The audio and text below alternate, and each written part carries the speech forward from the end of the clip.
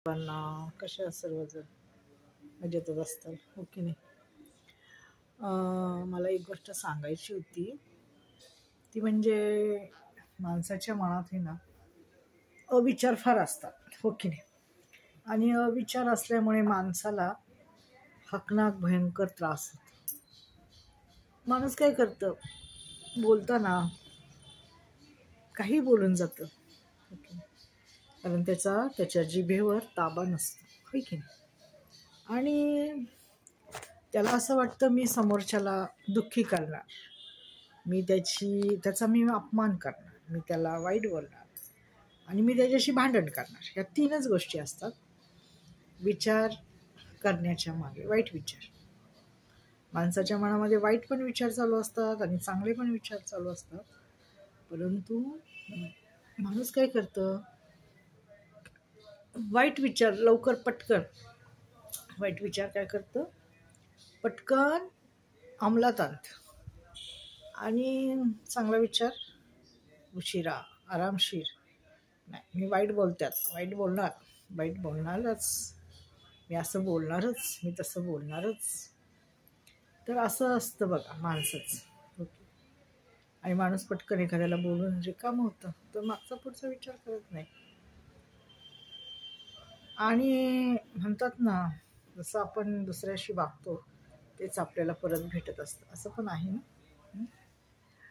एखाद्याला आपण दुःख दिलं तर ते तर दुःखी होतातच, पण ते नंतर सोडून टाकतात. म्हणजे अरे जाऊ दे, काय करणार. एखाद्याचा स्वभाव आहे, एखाद्याला जर टोचून बोलायची सवय आहे तर ते बोलणारच, असं आहे. परंतु जर तुम्हाला कोणी काही एक शब्द बोलला तर तुम्हाला किती वाईट वाटेल. वाटतंच वाईट माणसाला. परंतु तुम्ही चुकी करता आणि तुम्हाला काही बोललं तुम्हाला राग येतो, असं असतं. चुकी करणारा नेहमी आपली चूक मान्य करत नाही, तो दुसऱ्यावर चुकाचं गाठोडं लागतो आणि म्हणतो हाच असा, तोच तसा, तीच तशी, तोच तसा.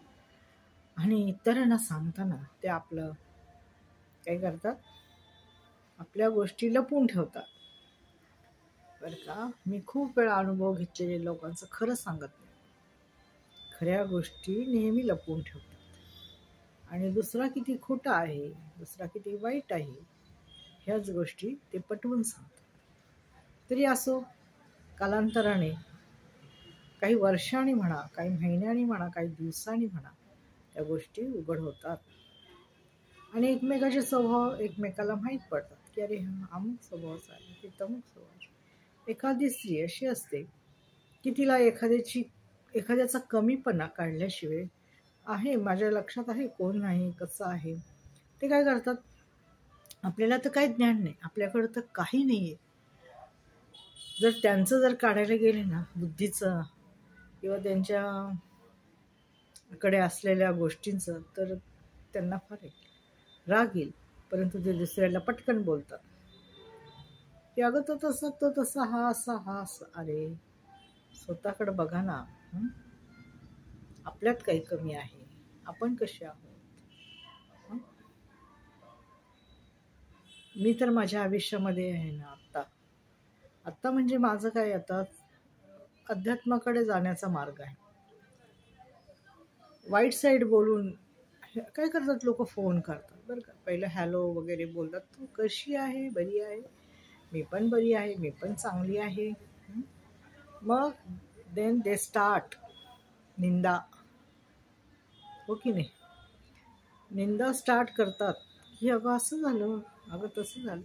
बाई मला सर्व माहिती आहे, मी कोणालाच काही बोलणार नाही आणि कोणालाच काही सांगणार नाही बरं का. सर्व गोष्टी मला माहिती आहे, म्हणून मी काय करते, कोणालाच फोन करत नाही. कारण का प्रथम हॅलो, कशी आहेस, बरी आहे का, आणि मग अगं असं झालं, अगं तसं झालं. नको बाई, तुझं पण नको मला ऐकायला आणि माझं पण नको मला सांगायला, हो की नाही. असं माणसाने राहावं आता. कारण का काय असतं, हसून रडून ऐकणारे भरपूर असतात आणि हसून सांगणारे पण तेवढेच असतात. म्हणून रडणाऱ्याला पण हसवायचं नाही, हसवणाऱ्याला पण रडवायचं नाही. बघा आता तुम्ही असं करून बघा.